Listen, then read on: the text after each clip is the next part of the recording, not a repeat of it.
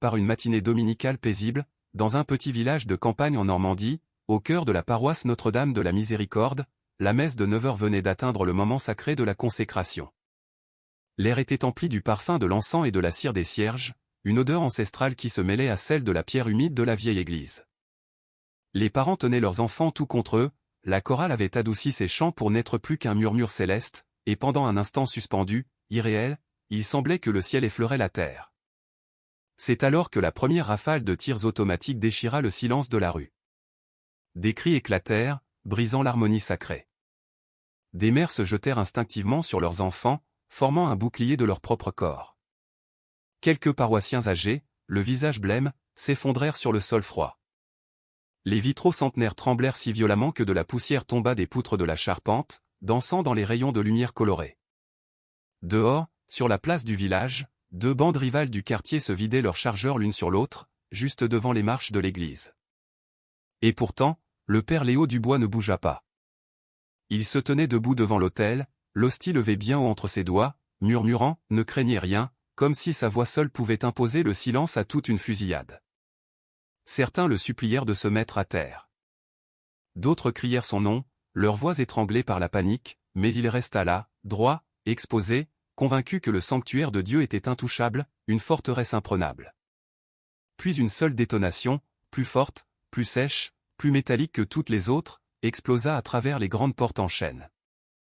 La balle fit éclater le bois, traversa la fumée d'encens dans un sifflement mortel et se dirigea droit vers la poitrine du père Léo.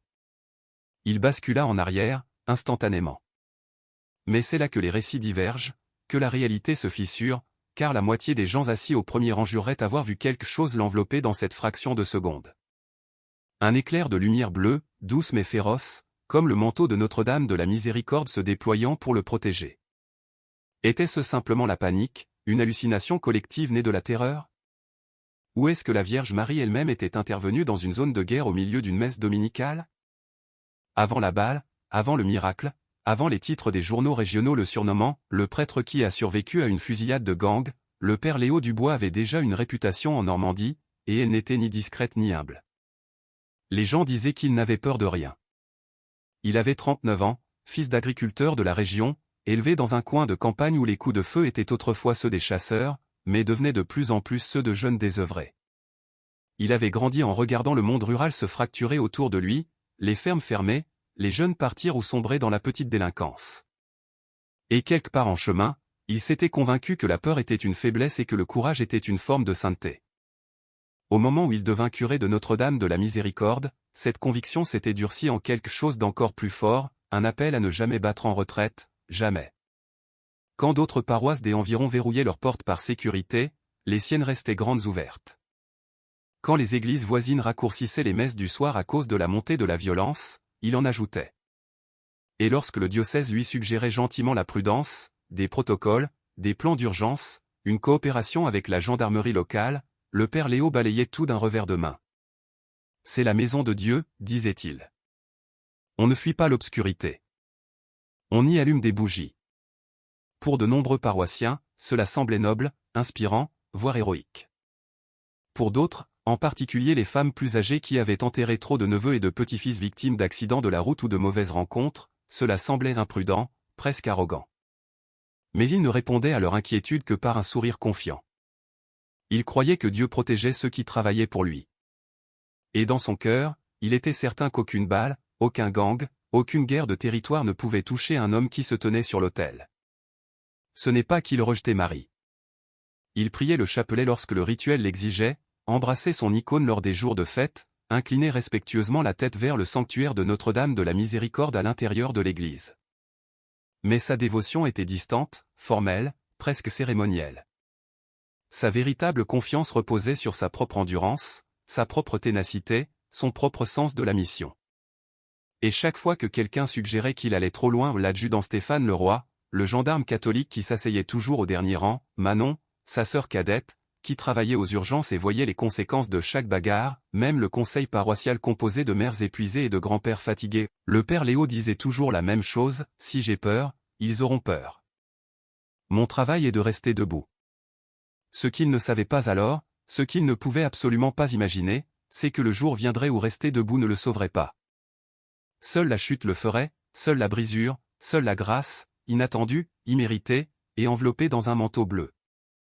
L'étrange avec les avertissements, c'est qu'ils arrivent rarement comme des sirènes hurlantes. La plupart viennent doucement, à travers les gens qui nous aiment, à travers de petits moments que nous ignorons, à travers une voix qui ressemble étrangement à Dieu murmurant, ralenti. Le père Léo les ignora tous. Le premier avertissement vint de Manon, sa sœur cadette.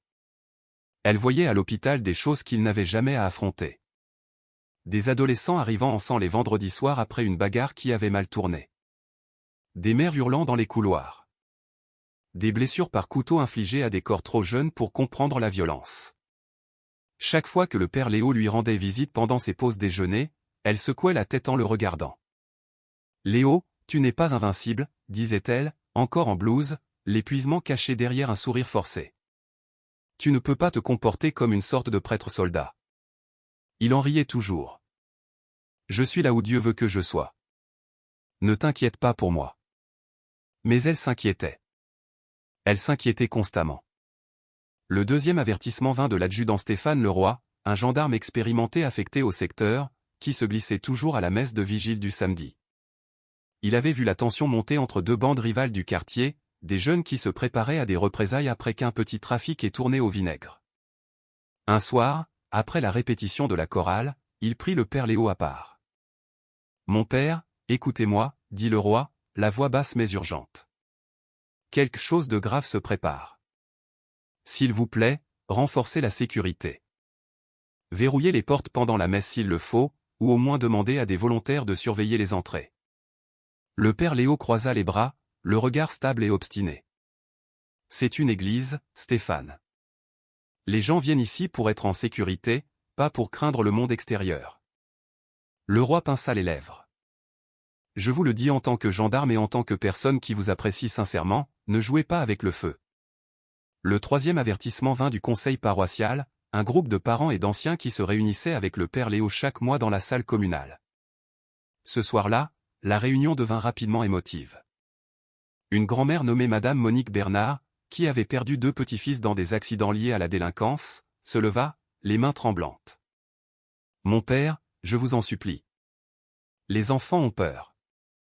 Certaines familles ne viennent plus à la messe du soir. Pouvons-nous avancer les offices? Juste pour un temps ?» Autour de la table, de jeunes mères acquiescèrent, les yeux remplis de peur. Mais le père Léo, calme, confiant, convaincu, secoua la tête. « Si nous changeons l'horaire à cause de ces bandes, dit-il doucement, nous admettons qu'ils ont plus de pouvoir que Dieu, et cela, je ne peux pas le faire. » Un lourd silence s'abattit sur la pièce. Certains se sentirent inspirés, d'autres se sentirent mal à l'aise. Personne ne dit un mot de plus. Il y eut un dernier avertissement, subtil, étrange, inexplicable. Tard un soir, seul dans le presbytère. Le père Léo rêva qu'il se tenait dans l'église assombrie. Les bancs étaient vides, les cierges éteints.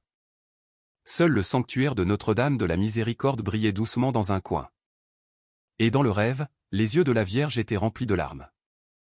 Il se réveilla en sursaut, trempé de sueur, mais au matin, il l'avait écarté. Ce n'était qu'un rêve, se dit-il. Mais ce n'en était pas un. C'était un avertissement. Et c'était le dernier qu'il ignorerait jamais. Le matin de la fusillade n'arriva pas avec des alarmes ou des sirènes. Il arriva avec un calme étrange, comme si tout le village retenait son souffle. La campagne normande est rarement silencieuse. Il y a toujours des enfants qui jouent dans les ruelles, des autoradios qui crachent de la musique, quelqu'un qui bricole, quelqu'un qui discute par-dessus la haie. Mais ce dimanche-là, alors que le père Léo marchait du presbytère à l'église, la rue semblait anormale. Il n'y avait pas d'enfants dehors, pas de ballons qui rebondissaient, pas de voisins qui discutaient de porche en porche, seulement quelques silhouettes debout au coin des rues, des jeunes hommes en sweat à capuche, les mains dans les poches, les yeux balayant la rue. Le père Léo s'arrêta un instant, sentant quelque chose qu'il ne pouvait expliquer. Il l'ignora. À l'intérieur de l'église, cependant, tout semblait normal, chaleureux, familier, bondé. La messe dominicale de 9 heures était toujours l'un des plus beaux moments de la semaine. Les hymnes traditionnels, la chorale dont les voix s'élevaient sous les vitraux, l'odeur des bougies et de l'encens montant alors que les familles remplissaient les bancs. La petite Chloé Dupont, 8 ans, était déjà arrivé avec sa mère. Elle était assise au premier rang à gauche, sa place préférée, balançant ses jambes et souriant à tous ceux qui passaient. Elle courait toujours vers le père Léo avant la messe et lui faisait un petit signe de la main comme si elle saluait un super-héros. « Bonjour, mon père. Bonjour, ma petite princesse. » Pour Chloé, l'église était le seul endroit de son quartier où elle se sentait complètement en sécurité. Sa mère avait dit un jour au père Léo, elle dit que l'église sent le paradis. Il avait ri. Plus tard, ces mots le hantaient. Alors que la chorale entamait le chant d'ouverture, le père Léo remarqua quelque chose d'étrange. Plusieurs personnes jetaient des regards vers l'entrée. Un jeune père chuchota à sa femme. Un homme âgé vérifia les portes 2 fois. Même les bedeaux semblaient inhabituellement tendus. Pendant la liturgie de la parole, un « pop pop pop » étouffé résonna au loin, trop loin pour être identifié, trop proche pour être ignoré. Certains paroissiens levèrent les yeux, d'autres firent semblant de ne pas entendre. Le père Léo sentit un serrement dans sa poitrine. Il le repoussa, mais au moment où il leva l'hostie pendant la consécration, l'atmosphère avait complètement changé. Les mères tenaient leurs enfants plus fort. Les voix de la chorale s'adoucirent. Quelques personnes murmurèrent des prières. Et puis un son comme des feux d'artifice, mais beaucoup plus sec, éclata à l'extérieur. Des coups de feu, rapides, proches. Le premier rang se baissa instinctivement. Quelqu'un cria. Un homme hurla, à terre. Tout le monde à terre. L'église trembla alors qu'une rafale de balles frappait la rue juste devant les portes. La mère de Chloé la tira au sol, la protégeant de son propre corps. L'esprit du père Léo tenta de traiter le chaos, mais son corps refusa de bouger. Il resta debout à l'autel, l'hostie toujours levée, le cœur battant dans ses oreilles. Ses instincts criaient « Baisse-toi ». Mais sa fierté murmura plus fort, un berger ne se cache jamais. Il éleva la voix par-dessus la panique. Restez calme. C'est la maison de Dieu. Vous êtes en sécurité. Mais même pendant qu'il parlait, les tirs devinrent plus forts. Si proches qu'ils firent vibrer les vitraux derrière lui. Ce qu'il ne savait pas, ce que personne ne savait, c'est que 2 bandes rivales avaient éclaté en une véritable fusillade juste devant les portes de l'église, et le sanctuaire qu'il croyait impénétrable était sur le point d'être violé de la manière la plus violente qui soit. Le dimanche qui avait commencé dans le calme était sur le point d'exploser. Au moment où cela s'est produit, le temps n'a pas ralenti. Il s'est brisé. Une seconde, les tirs étaient à l'extérieur. Violents, terrifiants, mais suffisamment distants pour que les gens puissent encore prétendre que les murs de l'église étaient assez épais, assez sains pour empêcher les balles d'entrer. La seconde suivante, un seul coup, plus sec, plus proche, presque métallique, frappa quelque chose de solide. Il y eut un craquement comme une batte de baseball frappant une fenêtre. Et puis les portes d'entrée explosèrent vers l'intérieur. Des éclats de bois et de verre jaillirent dans l'air en un nuage scintillant. Les mères hurlèrent. Les pères plongèrent sur leur famille. Un homme âgé cria alors qu'un éclat de verre lui tailladait la joue. Quelqu'un cria « Appelez le 17 ». Mais sa voix tremblait trop pour finir la phrase. La mère de Chloé enroula ses 2 bras autour de sa fille, la plaquant contre le banc. « Mon bébé, ne regarde pas. Ne regarde pas, murmura-t-elle, tremblante. Certaines personnes rampaient déjà sous les bancs, essayant d'entraîner leurs enfants avec elles. Quelques-unes se figèrent complètement, la panique bloquant leur corps. Les membres de la chorale se cachèrent derrière le vieil harmonium. Même les bedeaux, des hommes forts qui avaient vu leur part de violence, regardaient la porte avec la terreur dans les yeux. Une seule personne ne bougeait pas. Le père Léo. Il se tenait toujours à l'autel, bien que ses mains tremblent maintenant. L'hostie flottait dans l'air comme un fragile rayon de soleil entre ses doigts. Sa respiration était courte. L'encens continuait de monter en volute comme s'il ignorait que le monde venait de se déchirer. Une voix en lui, calme, rationnelle, disait « Baisse-toi ». Mais une autre voix, plus vieille, plus forte, celle qu'il avait nourrie pendant des années, gronda « Un berger ne se cache pas. Tu restes debout. Toujours debout. » Et c'est ce qu'il fit, jusqu'à ce que cela arrive. Une traînée de métal, une seule balle, traversa la brume de poussière et d'encens. Il n'y eut aucun avertissement, pas le temps de tressaillir, pas le temps pour quiconque de crier « Mon père ». la balle déchira l'air enfumé comme un éclair d'argent visant directement sa poitrine. Dans les premiers rangs, 3 personnes différentes jurent avoir vu un éclair bleu à cet instant précis. Une femme a dit que cela ressemblait à la lumière du soleil frappant un vitrail. Un vieil homme l'a décrit comme un voile s'ouvrant en grand. Un adolescent a insisté sur le fait que la statue de Notre-Dame de la Miséricorde s'était penchée en avant, comme si elle se préparait à s'interposer entre la balle et le prêtre. Mais la vidéo de sécurité, récupérée plus tard, n'a capturé qu'une traînée blanche floue, puis le corps du père Léo projeté en arrière. L'impact fut brutal. Le son résonna comme si quelqu'un avait frappé un tambour de métal.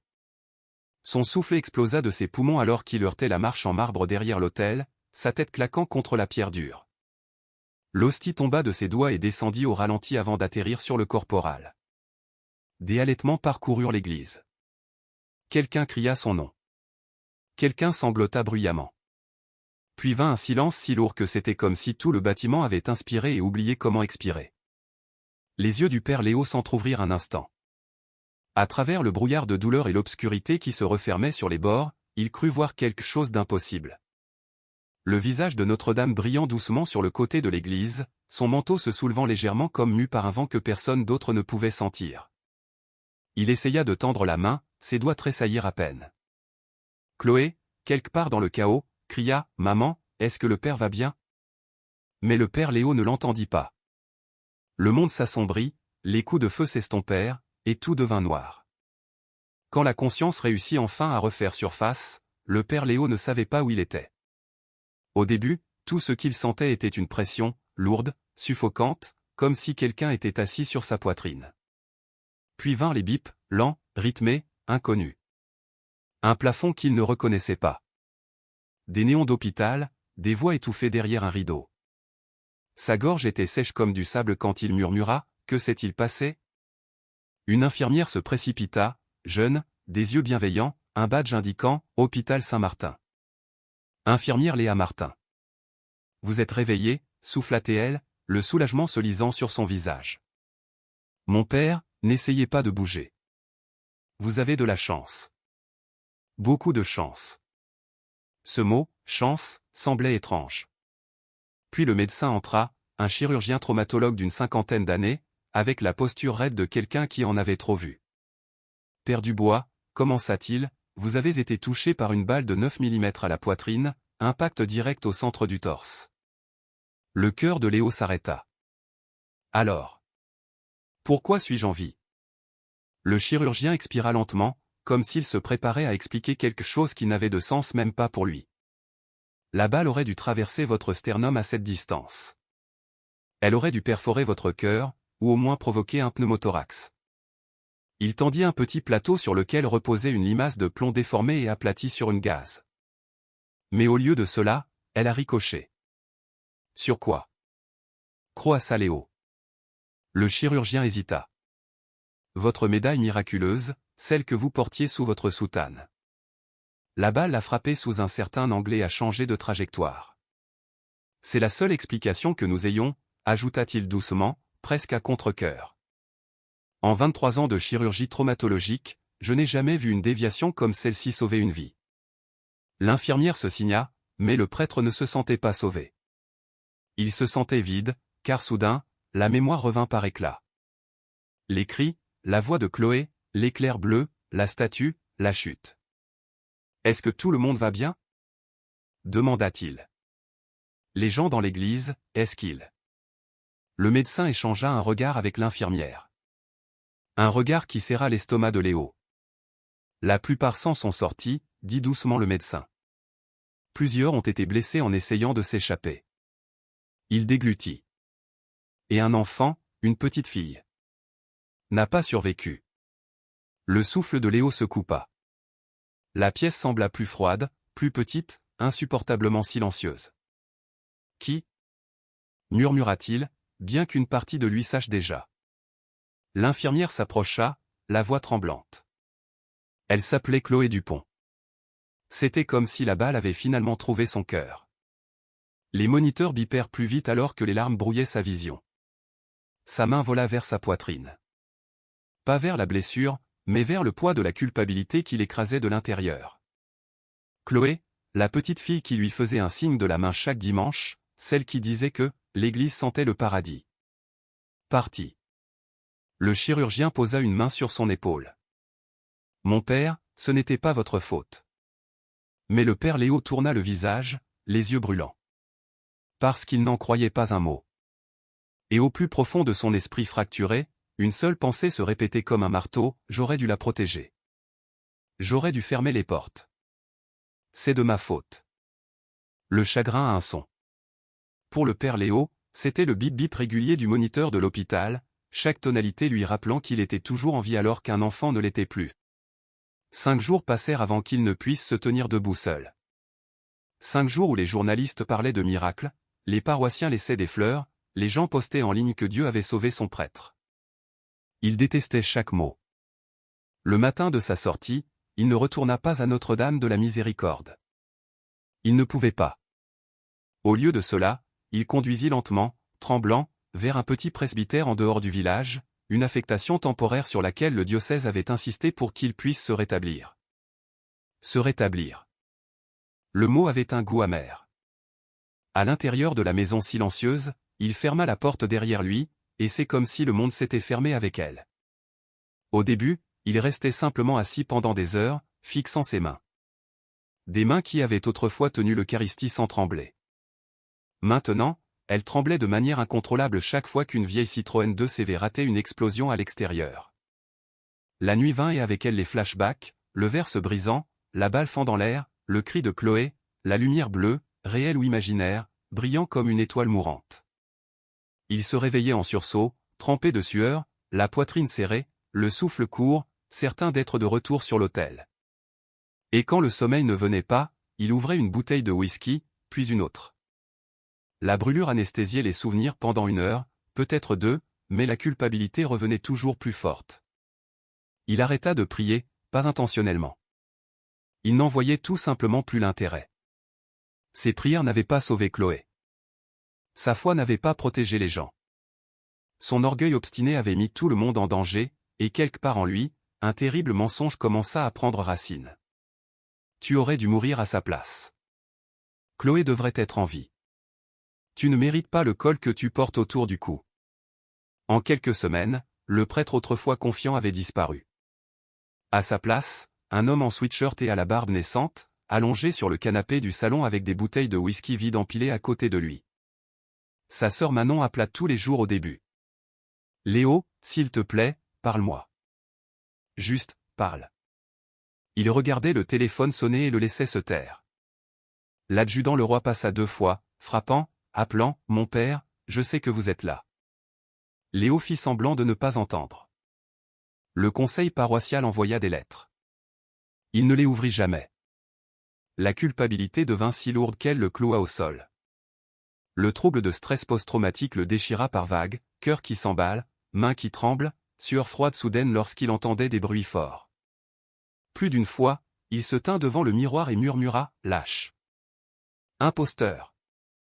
Tu l'as tué. » Un soir, il essaya de remettre son col, juste pour voir s'il en était capable. Ses mains tremblèrent si violemment qu'il le laissa tomber. Il le fixa sur le sol comme si c'était une scène de crime. Le col ne l'accusait pas. Il s'accusait lui-même.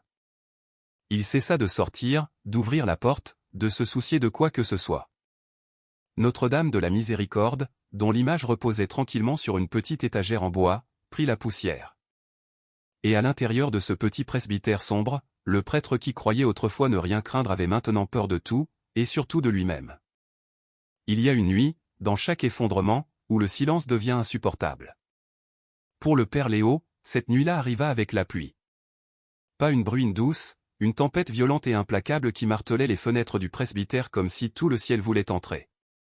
La foudre vacillait à travers les rideaux. Le tonnerre craquait si fort que les murs tremblaient, et chaque grondement le frappait comme un souvenir qu'il ne voulait pas. Coup de feu, verre brisé, le cri de Chloé, l'éclair bleu qu'il ne pouvait expliquer. Sa respiration s'accéléra. La pièce tourna. Sa poitrine se serra comme à l'hôpital. Aigu, écrasant, comme des mains invisibles lui serrant les côtes. Il n'était plus dans le salon sombre. Il était de retour sur l'autel. La balle arrivait à nouveau. Chloé criait à nouveau. Le monde s'effondrait à nouveau. Il tituba vers le mur, cherchant quelque chose de solide. Sa main effleura quelque chose. Lisse, en bois, familier. Le crucifix. Le même qu'il portait depuis le séminaire. Le même qu'il tenait pendant les prières nocturnes quand il croyait que Dieu écoutait. Il l'arracha du mur. « Pourquoi m'as-tu sauvé » cria-t-il, la voix brisée. La pluie s'abattit sur la fenêtre en guise de réponse. Pourquoi elle? Ce n'était qu'une enfant. Elle t'aimait. Elle faisait confiance à cette église. Il jeta le crucifix à travers la pièce. Il heurta le sol avec un bruit sourd et violent, glissant sur le bois jusqu'à ce qu'il s'immobilise sur le côté. Le visage sculpté du Christ incliné vers lui, silencieux, observant. Le père Léo pressa ses deux mains contre sa tête. Sa respiration venait par courtes rafales frénétiques. Il glissa le long du mur jusqu'à ce qu'il soit assis par terre, les genoux ramenés contre sa poitrine comme un enfant terrifié. « J'aurais dû mourir », murmura-t-il, puis plus fort. « J'aurais dû mourir. » Les larmes brouillaient tout. Tout l'orgueil sur lequel il avait bâti son identité. Chaque sermon qu'il avait prononcé sur le courage. Chaque refus de verrouiller les portes de l'église. Chaque fois qu'il avait insisté sur le fait qu'il n'avait pas peur. Tout se fissura sous le poids d'une seule vérité. Il n'était pas courageux. Il était imprudent. Et Chloé en avait payé le prix. Le tonnerre gronda de nouveau, faisant trembler les fenêtres. Il ferma les yeux très fort. « Je ne peux pas faire ça », murmura-t-il, la voix tremblante. « Je ne peux pas respirer. Je ne peux pas dormir. Je ne peux plus être prêtre. » Puis, sans réfléchir, sans planifier, sans théologie ni poésie, les mots lui échappèrent. Deux mots qu'il n'avait jamais prononcés avec honnêteté auparavant. « Aidez-moi. » Juste ça. Pas une longue prière, pas une reddition héroïque, juste une âme blessée murmurant la première véritable supplique de sa vie. Quelque chose en lui bougea, petit, presque imperceptible. Une fissure dans la pierre, une fracture capillaire dans le mur qu'il avait construit. Il rampa à travers le sol sur des mains tremblantes, ramassa le crucifix qu'il avait jeté et le tint contre son front. « Je suis désolé », murmura-t-il. « Je suis tellement désolé. » La tempête continuait dehors, mais à l'intérieur, pour la première fois depuis des mois, il ne se sentit pas complètement seul. Ce n'était pas la paix, pas encore. Mais c'était le premier pas vers elle. 3 semaines passèrent après la nuit de la tempête. 3 semaines de silence, d'haleine de whisky, de nuit blanche et d'un crucifix qui n'était jamais retourné au mur. Le père Léo ne priait pas, ne se rasait pas, ne répondait pas à la porte lorsque le personnel de la paroisse essayait de prendre de ses nouvelles. Mais il se souvenait du moment où il avait murmuré « Aidez-moi ». Et quelque chose à ce sujet, fragile, petit, refusait de mourir en lui. Pourtant, il n'était pas prêt pour ce qui allait suivre. C'était en fin d'après-midi quand on frappa à la porte. Pas fort, pas urgent. Juste régulier, patient, presque doux. Il se figea. Personne ne venait plus lui rendre visite. Et il ne voulait voir personne. On frappa de nouveau. Il s'essuya le visage avec la manche de son sweatshirt et se força à aller vers la porte, s'attendant peut-être à une livraison, peut-être à l'adjudant le roi, peut-être à sa sœur, refusant d'abandonner. Mais quand il ouvrit, il eut le souffle coupé. Debout sur le porche, tenant un petit sac à main avec des mains tremblantes, se trouvait Madame Valérie Dupont, la mère de Chloé, la femme qu'il redoutait de voir plus que quiconque sur terre. Elle semblait plus petite que dans son souvenir. Ses yeux n'étaient pas en colère. Ils étaient épuisés, cernés, portant un deuil qui ne la vieillissait pas, mais la creusait de l'intérieur. Le genre de deuil que seules les mères qui enterrent leurs enfants portent jamais. Pendant un instant, ils restèrent là, à se regarder. Un prêtre brisé et une mère brisée. Finalement, elle parla. « Mon père », sa voix se cassa. Elle s'éclaircit la gorge. « Puis-je entrer » Il s'écarta, hébété. Elle entra lentement, jetant un coup d'œil au désordre, aux bouteilles vides, à la couverture sur le canapé. Son regard s'attarda sur le crucifix posé sur la table basse, comme si elle comprenait exactement comment il était arrivé là. « Je suis désolé », laissa-t-il échapper. Je suis tellement désolé pour le désordre, pour tout. Elle ne répondit pas à cela. Au lieu de cela, elle s'assit sur la chaise en face de lui, expirant d'une voix tremblante. Je suis venue parce que j'ai besoin de quelque chose, dit-elle doucement. Son estomac se noua. Était-elle venue pour le confronter, pour crier? Pour exiger des réponses? Il n'en avait aucune. N'importe quoi, murmura-t-il. Tout ce dont vous avez besoin.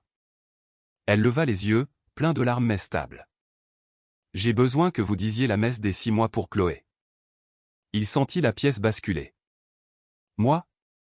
Sa voix se brisa. Madame Dupont? Non, vous ne voulez pas de moi. Je l'ai abandonné. Je vous ai abandonné. Mon arrogance, mes décisions, elles ont mis tout le monde en danger. Vous devriez me détester. Ses mains tremblaient alors qu'elle les joignait. Je vous ai détesté, admit-elle doucement. Au début, j'étais en colère contre Dieu, contre le quartier, contre les gangs, contre vous, contre tout. Une larme glissa sur sa joue. Mais la colère n'a pas ramené ma fille, et elle n'a rien guéri en moi. Elle déglutit difficilement. Chloé vous aimait, mon père.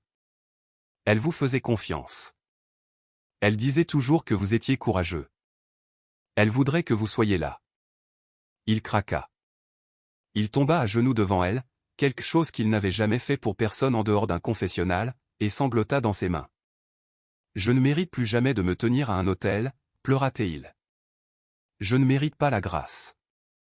Valérie tendit la main, hésitante, puis ferme, et posa ses 2 mains sur son visage, le soulevant doucement pour qu'il soit obligé de la regarder. La grâce ne se mérite pas, dit-elle doucement. Elle se donne.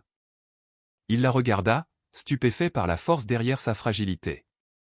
Si vous voulez honorer ma fille, murmura-t-elle, revenez. Pas en tant que prêtre intrépide, mais en tant que celui qui sait qu'il a besoin de Dieu. Ces mots percèrent directement l'armure qu'il n'avait plus. Elle se leva pour partir. Sur le seuil, elle se retourna une dernière fois. 3 jours, dit-elle. La messe est dans 3 jours. Nous serons là. J'espère que vous y serez aussi. Et puis elle le laissa debout sur le seuil, tremblant, humilié, le souffle coupé, portant la première véritable étincelle de rédemption qu'il avait ressentie depuis le jour où tout s'était brisé. Après le départ de Valérie, la maison retomba dans le silence. Mais ce n'était pas le silence suffocant qui avait rempli la pièce pendant des semaines. Celui-ci semblait en attente, comme si quelque chose avait changé dans l'air. Le père Léo resta longtemps sur le seuil après que la voiture de Valérie eut disparu au bout de la rue. Ces mots résonnaient en boucle, comme un battement de cœur qu'il pensait avoir perdu. La grâce ne se mérite pas. Elle se donne. Il ferma doucement la porte, les mains toujours tremblantes. Pendant un long moment, il appuya simplement son front contre le bois, les yeux fermés, respirant lentement, de manière irrégulière. Puis quelque chose en lui, fragile mais résolu, murmura, 3 jours. Tu as 3 jours pour décider qui tu vas être. Il se déplaça dans le salon comme s'il appartenait à quelqu'un d'autre. Les bouteilles vides, la couverture sur le canapé, le crucifix reposant là où il l'avait laissé la nuit où il avait craqué. Il ramassa de nouveau le crucifix. Il semblait lourd, mais pas de manière accusatrice, plutôt comme s'il se souvenait de tout avec lui.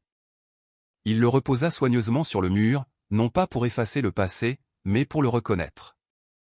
Puis il prit une douche, sa première vraie douche depuis des jours. L'eau chaude coula sur son visage, emportant la sueur, la peur et l'odeur de désespoir qui s'étaient accrochés à lui. Sous la vapeur, il sentit quelque chose se détendre dans sa poitrine, quelque chose qui était resté bloqué depuis la fusillade. Cette nuit-là, quand il ne put dormir, comme d'habitude, il ne se tourna pas vers la bouteille. Au lieu de cela, il s'assit tranquillement dans la pénombre, fixant la petite étagère en bois où ses vieux objets de dévotion prenaient la poussière. Lentement, presque incertain, il tendit la main vers celui du milieu, Notre-Dame de la Miséricorde. Sa peinture était fanée par des années de contact. Son manteau, autrefois d'un bleu vif, s'était terni. Il épousseta soigneusement. « Je ne sais plus comment prier », murmura-t-il. La pièce resta silencieuse, alors il essaya de nouveau. « Je ne sais plus comment être un prêtre ou un homme bon ou quoi que ce soit. » Un souffle tremblant dans sa poitrine. Mais je veux être là pour Chloé, pour sa mère, pour les gens que j'ai abandonnés. Il s'essuya le visage du revers de la main. Je ne veux juste pas le faire seul. Le silence ne fut pas rompu par des voix ou des visions ou des éclairs de lumière. Au lieu de cela, quelque chose de plus doux se produisit. Une chaleur se répandit dans sa poitrine, juste au-dessus de la cicatrice laissée par la balle. Douce, stable, indéniablement réconfortante. Pas flamboyante, pas surnaturelle de manière spectaculaire, juste comme la main d'une mère posée sur une blessure. Il ferma les yeux et laissa les larmes couler. Pas violente cette fois, mais purificatrice. Pour la première fois depuis la fusillade, le sommeil vint sans cauchemar. Le lendemain matin, il se réveilla tôt, ouvrit les fenêtres et laissa la lumière du soleil inonder la pièce. Il nettoya la maison tranquillement, délibérément, jetant les bouteilles, faisant la vaisselle, pliant les couvertures, restaurant l'ordre centimètre par centimètre. L'après-midi, il trouva sa soutane au fond de l'armoire. Elle était froissée, poussiéreuse, mais intacte. Sa main tremblait encore en la touchant. Il ne la mit pas encore. Mais il la serra contre sa poitrine et murmura, 3 jours. Et pour la première fois depuis des mois, il crut qu'il pourrait y arriver. 3 jours passèrent avec un poids que Léo ne pouvait décrire. Il n'était pas guéri. Il n'était pas entier. Ses mains tremblaient encore quand le monde devenait trop silencieux, et sa poitrine se serrait encore sans avertissement. Mais quelque chose s'était réveillé, une volonté d'essayer.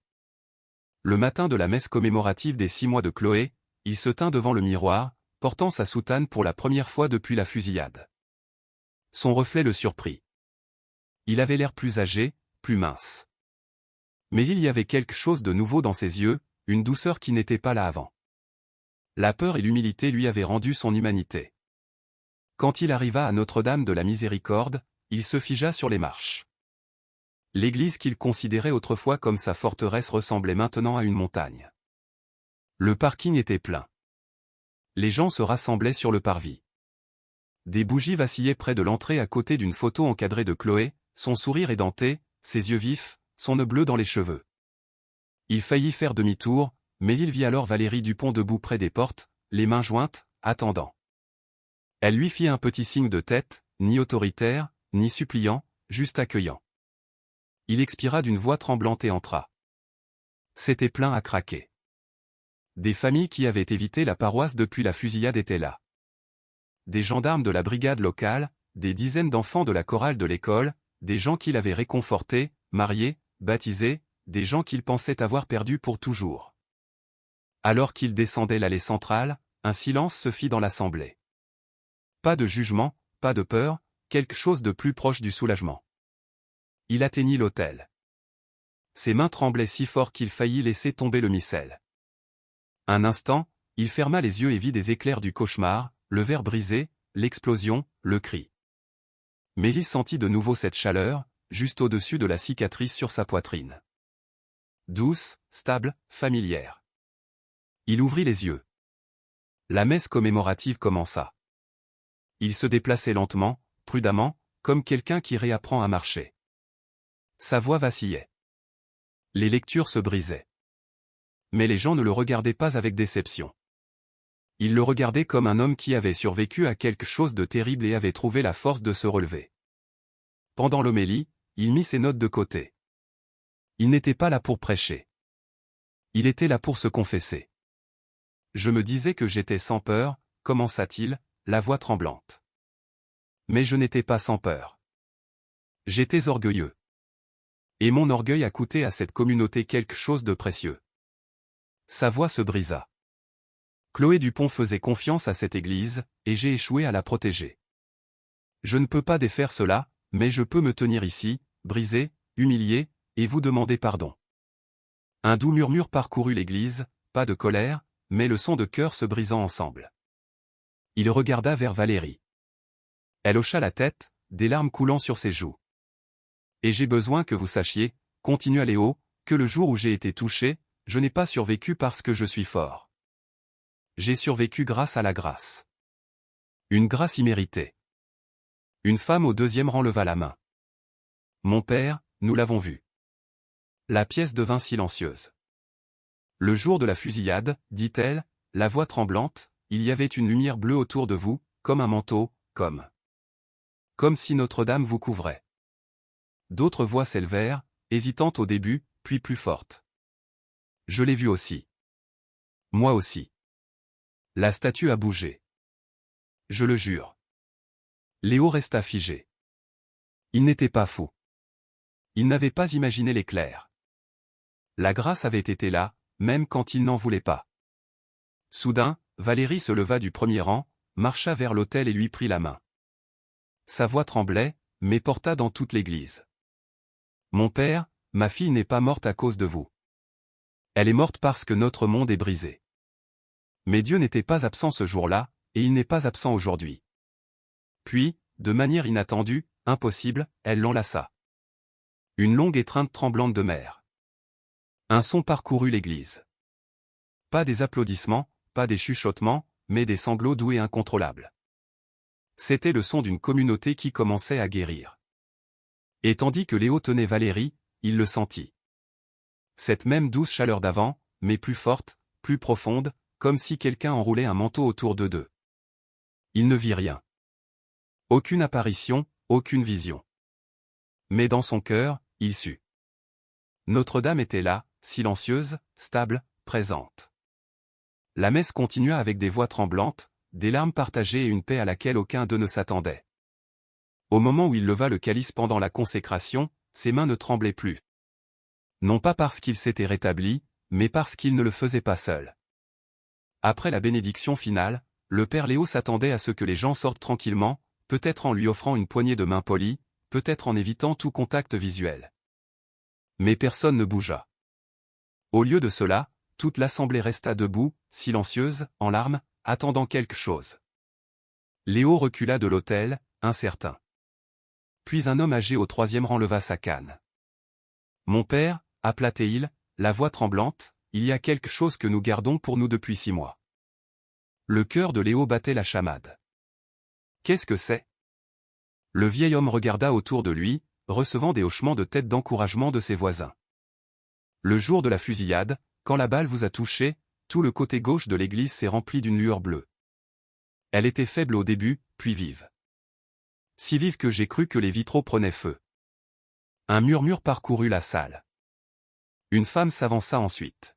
« J'étais assise derrière mon fils, dit-elle, la main sur la poitrine. Je pensais que je perdais la tête, mais j'ai vu la statue de Notre-Dame de la Miséricorde basculer en avant, comme si elle tendait la main vers vous. » Léo sentit ses genoux faiblir. « Je pensais avoir imaginé ça, murmura-t-il. Vous n'avez rien imaginé, dit-elle doucement. Nous avons tous vu une partie de cela. Une autre voix s'éleva, cette fois d'un adolescent en sweat à capuche.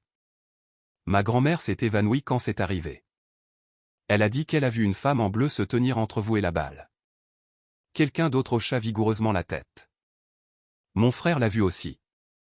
Un homme près du fond ajouta, j'ai senti une main me pousser vers le bas juste avant que le verre ne vole en éclats. Il n'y avait personne près de moi. Personne. Les histoires arrivèrent tout en même temps. Une mosaïque de miracles murmurés, cachés, portés tranquillement par des dizaines de cœurs, trop effrayés pour paraître fous. Un père, j'ai senti une forte odeur de rose juste après les coups de feu. Une mère, quelque chose a tiré ma fille derrière un banc avant que les débris ne tombent. Elle a dit que c'était comme des ailes. Un enfant, pas plus de 9 ans, j'ai vu la dame vous faire un câlin. Elle brillait. L'église retomba dans le silence.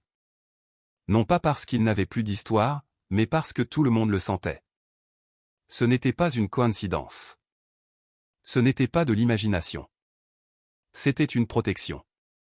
C'était une présence.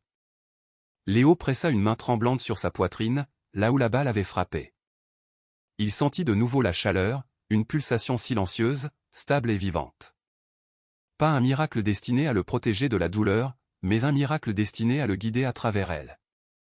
Il s'avança, la voix mal assurée. « Pourquoi ne m'avez-vous rien dit ?» demanda-t-il. Une femme plus âgée répondit doucement. « Parce que, mon père, vous n'étiez pas prêt à l'entendre. Vous aviez besoin de temps pour vous briser afin que Dieu puisse vous reconstruire de la bonne manière. Ces mots le frappèrent avec une force plus profonde que n'importe quelle balle. Il regarda les visages autour de lui, des visages qu'il croyait autrefois avoir abandonnés, et vit quelque chose qu'il n'aurait jamais attendu. Il ne se contentait pas de lui pardonner. Il le portait. Il l'avait toujours fait. Il prit une lente inspiration, l'air chaud dans ses poumons. « Merci, murmura-t-il, d'être resté, d'avoir cru, d'avoir vu ce que je ne pouvais pas voir. » Au premier rang, Valérie Dupont se leva de nouveau. « Mon père, dit-elle doucement, vous n'étiez pas le seul à avoir besoin de guérir. Nous en avions tous besoin. La mort de Chloé a brisé cette communauté. Mais aujourd'hui, regardez autour de vous. » Léo se retourna. Les familles se tenaient la main. Les enfants s'appuyaient contre leurs parents. Des gens qui ne s'étaient pas parlé depuis des mois s'embrassaient. Et Notre-Dame ne nous a pas laissé nous briser en morceaux, continua Valérie. Elle nous a tenus comme elle vous a tenus. Il déglutit difficilement. Alors que ceci soit notre promesse, dit-il doucement. Si Dieu peut œuvrer à travers nos blessures, alors nous lui donnons chaque blessure que nous avons. Une seule larme roula sur la joue de Valérie. Et alors que Léo descendait de l'autel, il réalisa quelque chose. Il ne porterait plus jamais son deuil, sa peur ou sa vocation seule. La communauté n'était pas seulement guérie. Ils étaient renés ensemble, sous un manteau qui ne les avait jamais quittés. Dans les semaines qui suivirent la messe commémorative, quelque chose changea à Notre-Dame de la Miséricorde. Ce n'était pas bruyant ou spectaculaire. Ce n'était pas le genre de miracle qui fait les gros titres ou remplit les réseaux sociaux. C'était plus calme, plus doux, quelque chose comme respirer à nouveau après des mois passés sous l'eau. Et la première personne à le remarquer fut le père Léo. Non pas que son traumatisme ait disparu. Il était toujours là. Les cauchemars le réveillaient encore parfois. Les bruits forts et soudains lui serraient encore la poitrine. Certains matins, il fixait encore sa soutane pendant plusieurs minutes avant de trouver le courage de l'enfiler. Mais la différence était stupéfiante. Il ne se noyait plus seul. Chaque jeudi soir, la paroisse commença à tenir un « cercle de la miséricorde », un espace où les gens pouvaient parler de perte, de peur, d'espoir, de foi ou de silence. Pas de sermon, pas de conférence, juste de la présence. Valérie Dupont devint le cœur du groupe. Elle parlait rarement, mais quand elle le faisait, ses mots portaient une autorité tranquille, forgée dans le plus profond chagrin qu'une mère puisse connaître. Les gens écoutaient, les gens pleuraient, les gens guérissaient. Un soir, un gendarme admit qu'il avait eu peur de mettre les pieds dans une église depuis la fusillade. Un adolescent avoua qu'il s'en voulait de ne pas avoir attrapé la main de Chloé assez vite. Une grand-mère partagea qu'elle avait évité la messe pendant des mois parce que les souvenirs faisaient trop mal. Et chaque fois, Léo s'asseyait parmi eux, pas au-dessus d'eux, partageant ses propres blessures avec une vulnérabilité qu'il croyait autrefois le rendre faible. Mais maintenant, il comprenait quelque chose qui changeait la vie. Les blessures n'étaient pas des murs. Elles étaient des fenêtres. Des endroits où la lumière de Dieu pouvait enfin entrer. Une nuit calme, après le cercle de la miséricorde, Léo resta pour ranger les bougies. La salle paroissiale était vide. Seule la faible odeur de cire et de lavande demeurait. Mais alors qu'il se dirigeait vers la petite chapelle latérale, l'endroit préféré de Chloé pour prier, il remarqua quelque chose d'étrange. Un parfum doux flottait dans l'air. Des roses, fraîches, sucrées, impossible. Il se figea. Il n'y avait pas de fleurs dans la chapelle cette nuit-là, pas de fenêtres ouvertes, pas de visiteurs. Il entra. La petite statue de Notre-Dame de la Miséricorde se tenait seule sous la lueur chaude d'une unique bougie. En s'approchant, il le sentit de nouveau. Cette même douce chaleur pulsant sous sa cicatrice, rayonnant à travers ses côtes, comme si la main d'une mère reposait sur son cœur. Il n'entendit pas de voix. Il ne vit pas de vision, mais il sentit le message clairement. Tu n'es pas seul. Tu n'as jamais été seul, et tu ne le seras jamais. Pour la première fois, il ne pleura pas de chagrin, mais de gratitude. Il s'agenouilla. Non pas parce qu'il se sentait indigne, mais parce qu'il comprenait enfin ce que signifiait l'abandon. Merci, murmura-t-il. De m'avoir rendu ma vie, même les parties brisées. Dans les mois qui suivirent, le père Léo reconstruisit son ministère de fond en comble. Il rendit visite aux familles personnellement. Il arpenta les rues du village, non pas comme un héros, mais comme un compagnon. Il s'associa à des programmes locaux pour les jeunes, les soins post-traumatiques et la protection de la communauté. Les enfants commencèrent à revenir à l'église. Les parents cessèrent d'éviter les bancs près des fenêtres. La chorale chanta de nouveau plus fort. Et à chaque messe, il murmurait le nom de Chloé pendant les intentions, non plus par culpabilité, mais comme un rappel de la lumière que sa courte vie leur avait apportée à tous. Un dimanche, des mois après la messe commémorative, Léo termina son homélie avec des mots qu'il n'avait jamais prévus, mais qu'il se sentait obligé de prononcer. « Dieu ne nous promet pas une vie sans blessure, dit-il, la voix stable. Mais il promet qu'aucune blessure n'est vaine. Pas une larme, pas une cicatrice, pas un moment de peur. » Il regarda sa communauté, plus forte, plus douce, renaissante. Et parfois, ajouta-t-il, le plus grand miracle n'est pas d'être sauvé de la douleur, mais d'être transformé à travers elle. L'église devint silencieuse. Puis, un par un, les gens se levèrent, non pas pour applaudir, mais simplement pour se tenir debout, unis, ensemble, sous le même manteau qui les avait tous sauvés. Si cette histoire a touché votre cœur, si vous croyez que Notre-Dame protège, guérit et nous guide encore aujourd'hui, veuillez aimer cette vidéo, la partager avec quelqu'un qui a besoin d'espoir et vous abonner à Lumière de Marie pour plus d'histoires réelles de foi, de miracles et de transformation. Votre soutien nous aide à apporter ces messages de lumière dans le monde.